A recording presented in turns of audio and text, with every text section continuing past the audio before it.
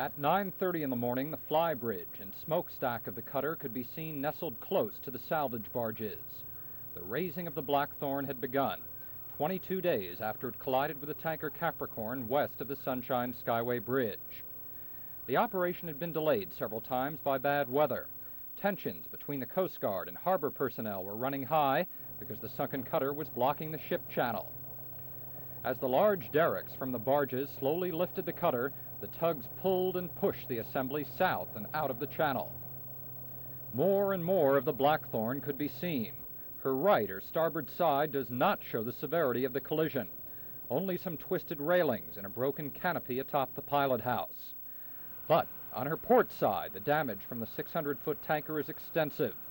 Her left bow is bent inward, and the fly bridge support is nearly broken in half. Yet at this point, there are no signs of any punctures in the hull. Once the ship was more than half out of the water, the salvage crews and survey teams from another cutter went to work like an army of ants. The pumps were set first to help drain the water and mud and stabilize the ship.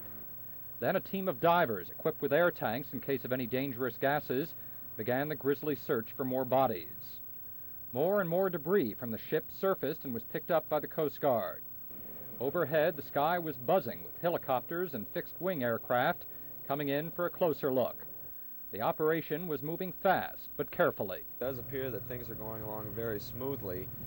We've brought the vessel awash to almost the main deck at this point, and everything does appear to be going along very smoothly. There will be a lot of care taken that we don't destroy any possible documents or anything like that in the pumping situation, but other than that, there shouldn't be any tampering or any damage done to any areas that may contain evidence. After the initial search, there was a solitary moment as an American flag was once again flown from the stern of the Blackthorn.